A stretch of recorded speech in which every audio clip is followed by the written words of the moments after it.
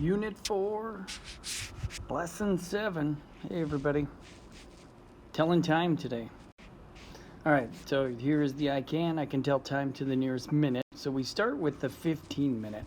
So you're going to hear things like 4:15, 1 o'clock, 3:45, 6:30, 9:30, 1:45, even quarter after. So on page 285, this is where you're going to start. So the nice thing is that you're telling time to the nearest 15 minutes. They kind of ease your way into it.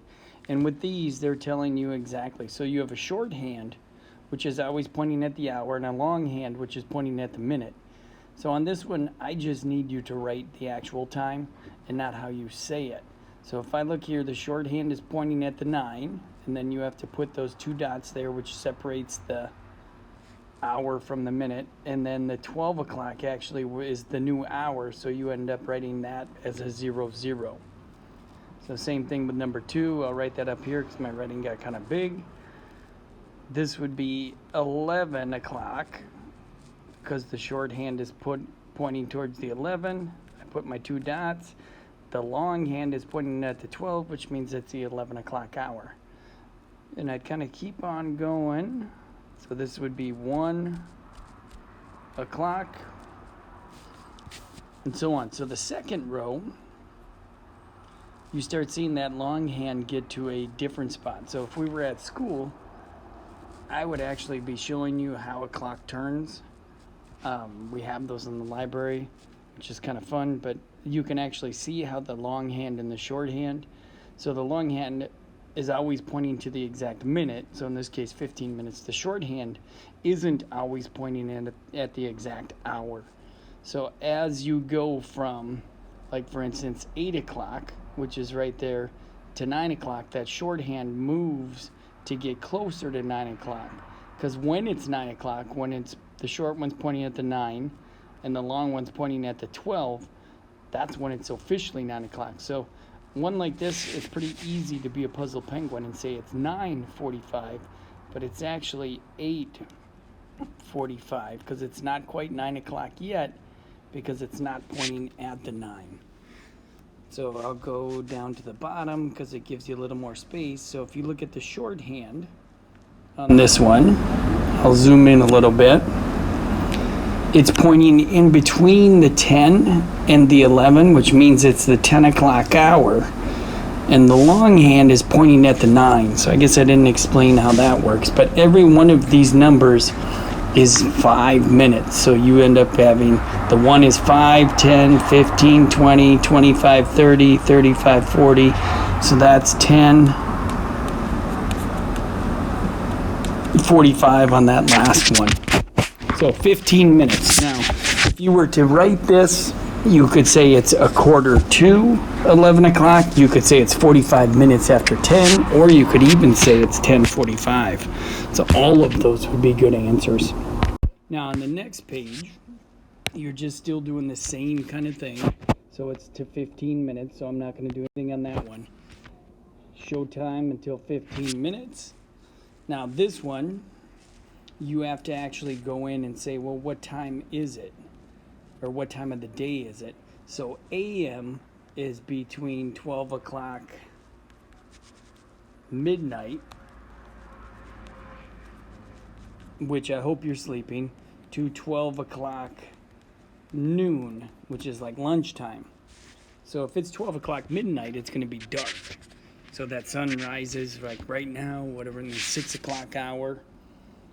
So PM is officially like that 12 o'clock noon or 12:01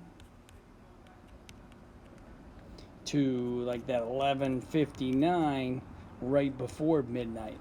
So at 8 PM it's going to be dark out. All right. So the next section, it's actually getting into smaller increments. So it's going to count by 5s. So you might see numbers like 10 minutes after 5 or 5:10. You could see 35 minutes after 2 or 2:35. So you're going to the nearest 5 minutes. So shorthand tells the hour. So if you look at number 20, it's in between the 2 and the 3 o'clock hour. So that means it's still in the 2 o'clock. It's not quite 3 o'clock yet. And the big hand is pointing at the 8. So 5, 10, 15, 20, 25, 30, 35. So it would be 2:40.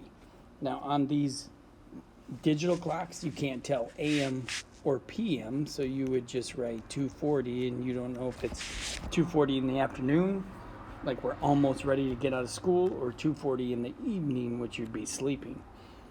So this one, if I go in, it's pointing pretty much at the 1 still, but it's really in between the 1 and the 2 o'clock hour. So it's still 1 o'clock,